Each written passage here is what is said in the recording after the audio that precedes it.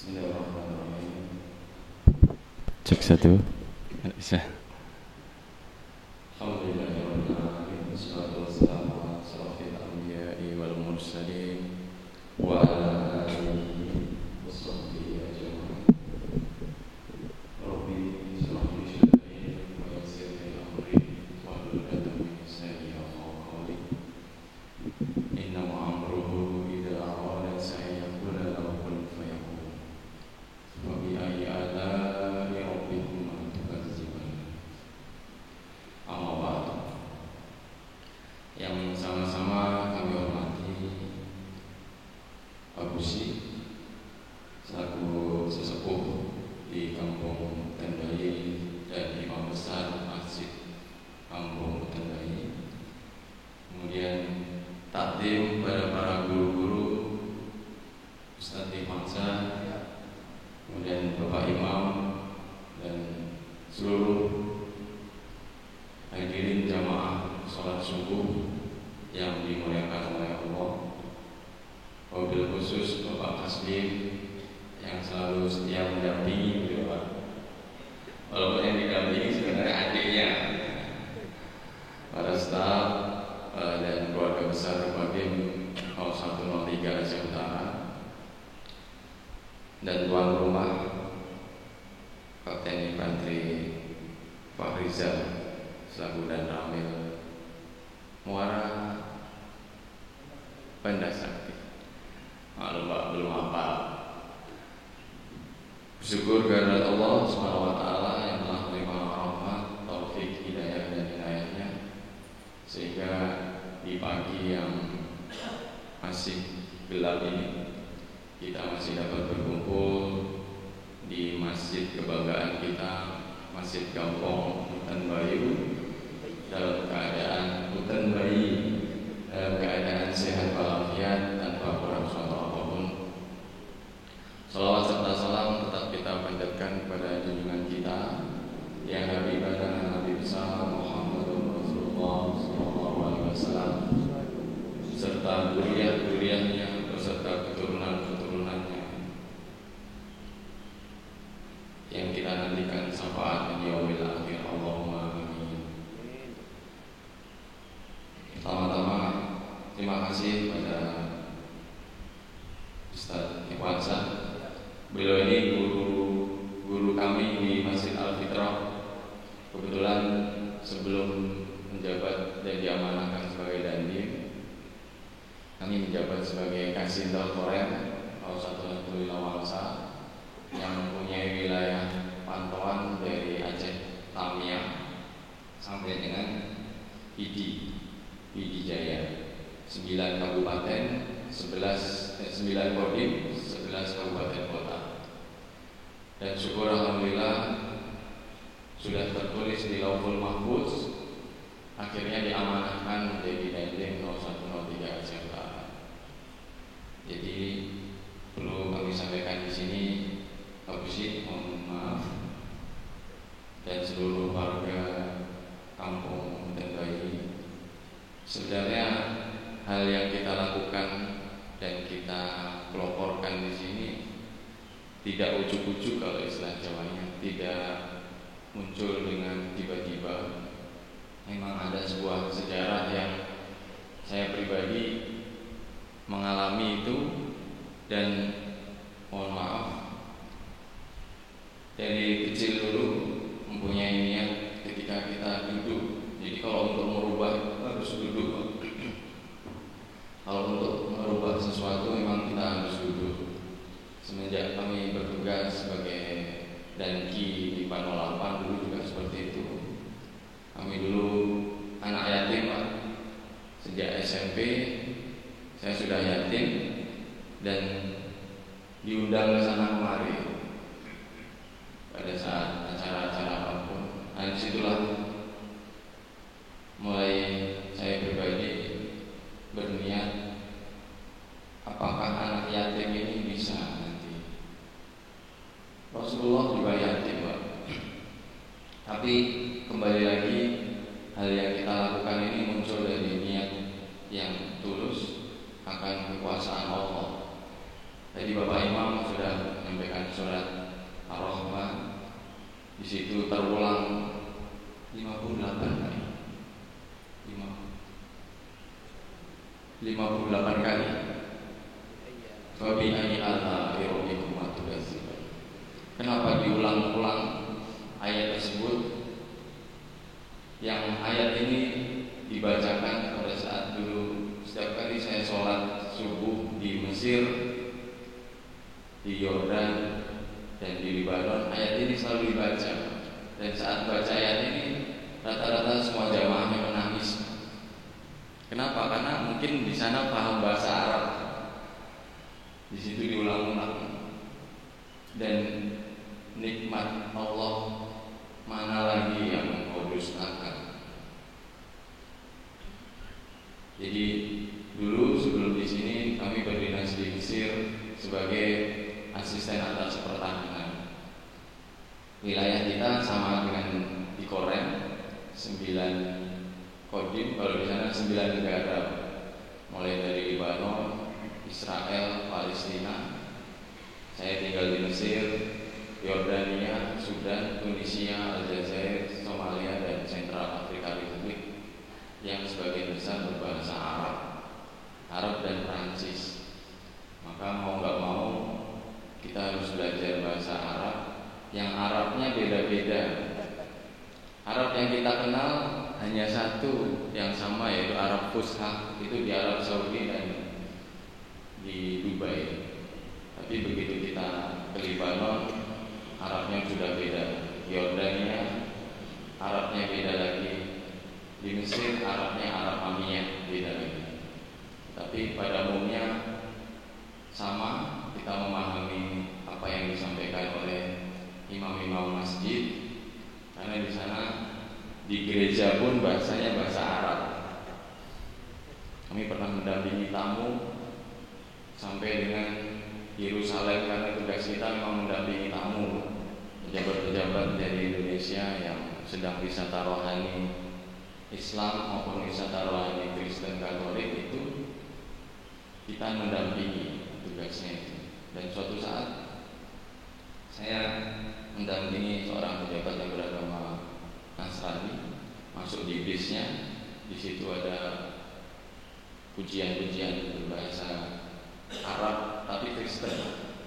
Pujian-pujiannya bahasa Arab, tapi memuji Tuhan yang lain. Nah, di situ pelan-pelan kita pelajari ternyata bahwa di Arab pun, Injil pun tulisannya bahasa Arab.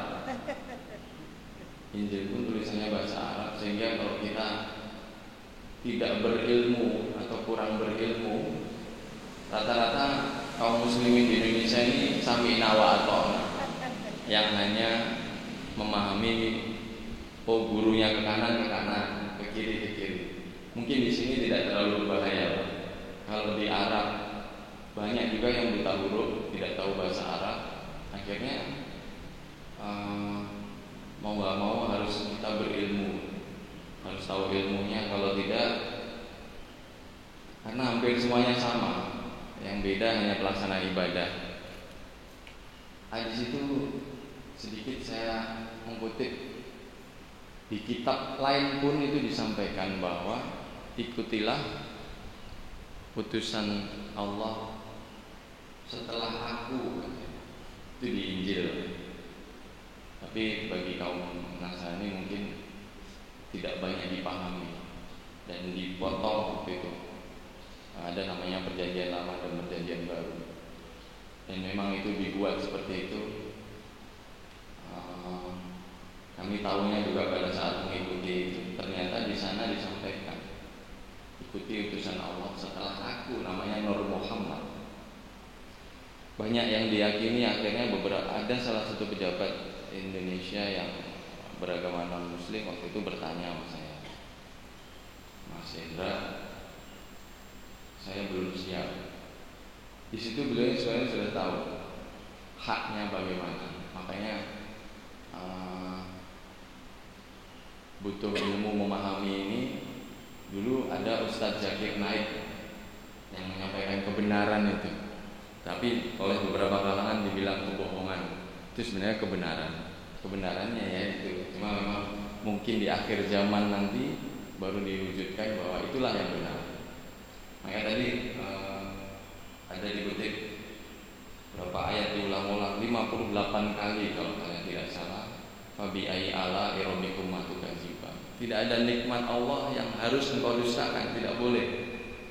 Kita bangun pagi, kemudian jujur saya sendiri kenapa sekarang diamanahkan Dandim, akhirnya membuat moto itu pun dari para ulama Aceh, beriman dan tamusabuh kenangro, beriman dan bersinergi untuk negeri. Kita tidak bakalan bisa bersinergi kalau tidak beriman, karena titik nol kita adalah ibadah. Titik nolnya bukan di Sabang, di Kalimantan, tapi titik nol diri kita masing-masing itu di sholat itu, ibadah itu.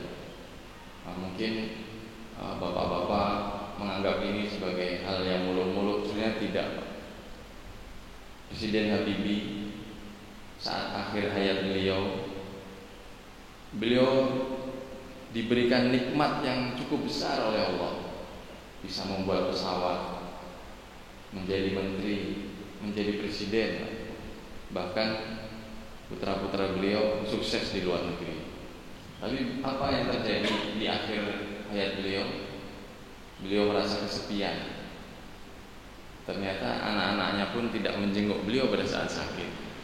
Kenapa? Karena beliau lupa bahwa putra-putranya tidak diajarkan agama waktu itu.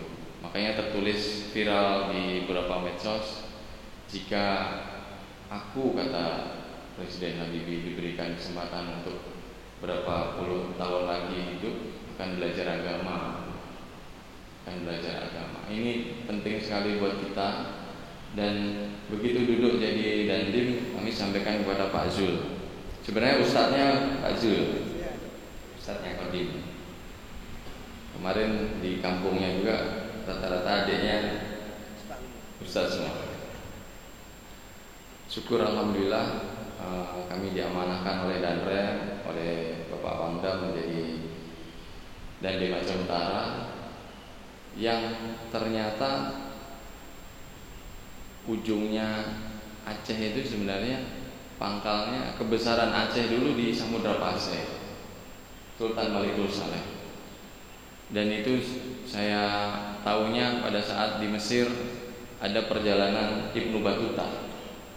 Oh, ada kerajaan Islam dulu yang sempat besar di Asia Tenggara itu di Aceh. Dan tertulis juga di perjalanan Laksamana Chengho. Tapi begitu nyampe sini, makam Sultan Malikul Saleh kurang banyak dikunjungi. Sama dengan di Mesir. Saya pertama kali di Mesir, kita rata-rata Asia Tenggara sampai dengan Asia Selatan itu imamnya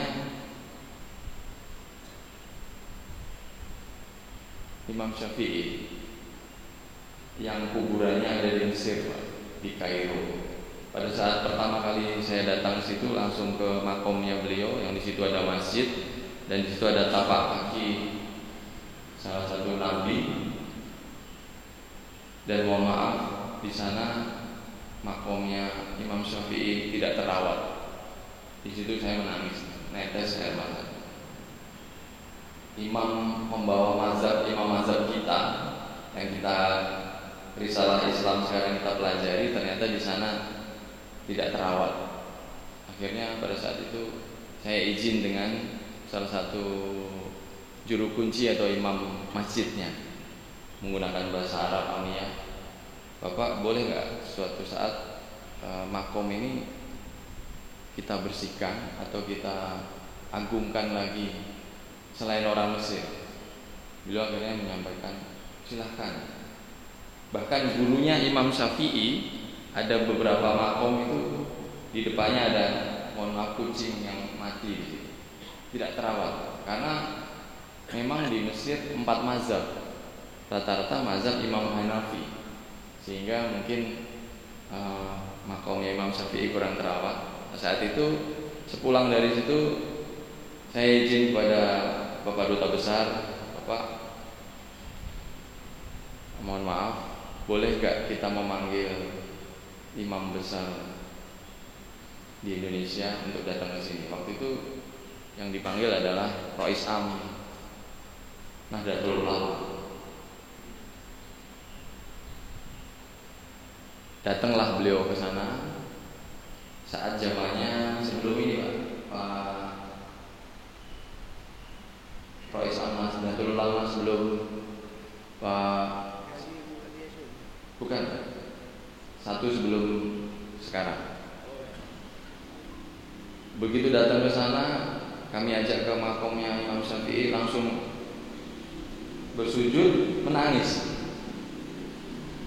Karena imam-imam yang di sini, wali-wali Songo pun di sini semuanya makomnya terawat di sana, yang kita membawa risalah Imam Syafi'i di sini, ternyata di sana tidak terawat. Akhirnya dibangunlah gitu. Dan alhamdulillah sekarang sudah cukup layak dan banyak dikunjungi oleh orang Indonesia yang umroh singgah ke Mesir. Itu mau nggak mau itu beliau itu yang membawa risalah mazhab kita yang sekarang kita laksanakan sama-sama. Berangkat dari itu, Bapak, saya sebagai dandim mohon doa restu menggemakan program GSM, Gerakan Subuh Masjid, karena memang orang-orang yang sukses dan yang terbukti bisa membawa negara ini baldatun thayyibatun wa rabbun ghafur, itu yang menjaga subuhnya. Karena di situ jelas salat sunat qobliyah subuh fadilahnya mendapatkan pahala dunia dan seisinya. Dan itu kita harus yakin. Saya sudah banyak membuktikan, mendapatkan beberapa kejadian yang sebenarnya itu adalah dari fadilah sholat sunnah qobliyah subuh. Kita mendapatkan dunia dari seisinya. Tapi harus yakin dulu, Pak. Saya seorang yatim piatu. Yatim piatunya pada saat umur 22. Saya pun yatim di SMP. Makanya ketika orang melihat, oh ini Pak Dandim ini mumpung jadi dandim ya, sudah tidak, Pak. Dari kecil kita sudah diajarkan bagaimana melaksanakan sunnah Rasulullah, puasa Senin Kemis dan lain sebagainya. Nah, disitulah kemarin saya sampaikan juga di Masjid Islamic Center dengan sahabat kami Ustadz Halim, dengan para jamaahnya, para santri, bahwa Allah itu untuk merubah cukup bilang kun fayakun. Inna ma'amuru idza arada syai'un lahu kun fayakun. Gak ada yang sulit bagi Allah untuk merubah yang dari di bawah jadi di atas. Makanya kita harus baik-baik dengan hablum minan nas yang kita jaga, terutama hablum minallah. Pada saat menjabat sebagai dandim, gerakan GSM ini bukan hanya subuh masjid, tapi gerakan sholat di masjid. Sebagai kasih telkorer, memandang kodim Tamiang sampai dengan PD yang banyak bermasalah itu kodim Aceh Utara salah satunya. Ternyata kenapa imannya harus kembalikan ke fitrah. Makanya saya mengajak para anggota kodim 0103 Aceh Utara untuk kembali ke titik nol, yaitu sholat. Karena kuncinya di sholat. Wasiat terakhir Rasulullah SAW sebelum beliau meninggal, yang pertama menanyakan nasib umat kita, umatnya Nabi Muhammad. Dijawab oleh malaikat Jibril bahwa dari Allah, ketika umat Nabi Muhammad memegang teguh Al-Quran dan Al-Hadis atau Sunnah Rasulullah, akan selamat di dunia wal akhirat. Kemudian pada saat dicabut nyawa beliau, pesan beliau as-sholat, as-sholat, sholat, sholat, sholat. Kemudian saat di Gorgoroh yang harusnya orang tidak bisa berbicara apa-apa karena Rasulullah maksum, mungkin ini banyak didengar oleh bapak-bapak, tapi tolong tidak didengar sambil lalu. wasiat terakhir beliau adalah dan sholatnya orang-orang yang berada di pundakmu. Makanya Bapak, ketika kita berangkat sholat subuh, jangan lupa anak dan istri dibangunkan dulu untuk sholat subuh. Dan sholatnya orang-orang yang berada di pundak kita, yang di pundak kita masing-masing. Pak Dan Ramil sholatnya para anggotanya, kita menjabat dandim, sholatnya orang-orang yang berada di bawah komando dandim. Itu merupakan tanggung jawab kita sesuai dengan wasiat Rasulullah.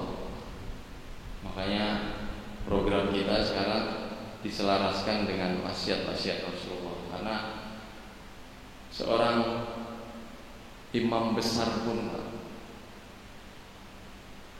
imam besar yang berasal dari Rembang,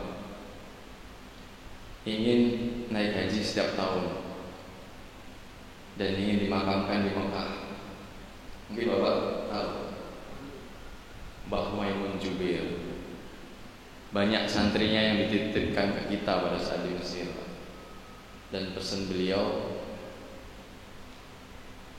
pun seorang kiai yang santrinya ada sekitar 5.000 orang, 5.000 santri. Beliau banyak didatangi, beliau tidak yakin dengan ibadahnya masuk surga. Makanya beliau amanah terakhir sebelum beliau meninggal di Mekah, sempat bicara sama saya di Mesir, jaga sholatmu dan sayangi keturunan Rasulullah. Itu pesannya beliau. Karena sebenarnya sebesar ibadah apapun kita, masih banyak orang yang ibadahnya lebih baik daripada kita, kata beliau. Makanya beliau tiap tahun pengen umroh, pengen berhaji, agar diwafatkan di Mekah dan dimakamkan di sekitar keturunan Rasulullah. Biar apa Pak? Biar mendapatkan syafaat dari Rasulullah. Dan ujungnya adalah itu sebenarnya pesannya dari beliau. Kita nggak boleh membanggakan ibadah kita sendiri. Nggak bisa itu menghantarkan ke surga, kata beliau, kalau kita tidak menyayangi keturunan Rasulullah SAW. Makanya beliau berpesan di akhir hayat beliau, dimakamkan di 3 makam setelah makamnya Siti Khadijah Al-Kubra, istri sayang Rasulullah SAW. Dan diyakinkan insya Allah beliau mendapatkan syafaat dari Rasulullah, karena di lingkungan makamnya makam keturunan Rasulullah. Dan pesan terakhir beliau pada saat sebelum meninggalkan Mesir, jika kita suatu saat melihat keturunan Rasulullah yang tidak sama pola ibadahnya dengan kaum Indonesia, itu jangan membencinya. Ibaratkan keturunan Rasulullah itu sebagai Al-Quran yang sudah lama, bahkan kita tidak berani untuk membuangnya. Al-Quran yang sudah lama di situ, kita pun nggak berani untuk membuangnya. Makanya beliau mengibaratkan, sayangi keturunan Rasulullah, sayangi Rasulullah dan keturunannya. Kalaupun ada yang ibaratnya pendapat kita tidak sesuai dengan kultur agama di Indonesia, Islam di Indonesia, ibaratkan beliau sebagai Al-Quran usang yang ada di masjid, yang kita pun tidak berani untuk membuangnya. Itu Pak pesan dari beliau. Semoga dapat kita laksanakan pesan-pesan dari para ulama. Dan mengingat waktu, itu saja yang dapat saya sampaikan. Terima kasih Bapak-bapak di sini, takdir pada guru-guru yang sudah menerima kami safari subuh ini. Semoga ke depan kita bisa istiqomah menjaga subuh kita. Jika ada yang salah dari pernyataan saya, itu merupakan saya sendiri. Jika ada yang benar, itu murni dari Allah SWT. Akhirul kata, billahi taufiq wal hidayah. Wassalamualaikum warahmatullahi wabarakatuh.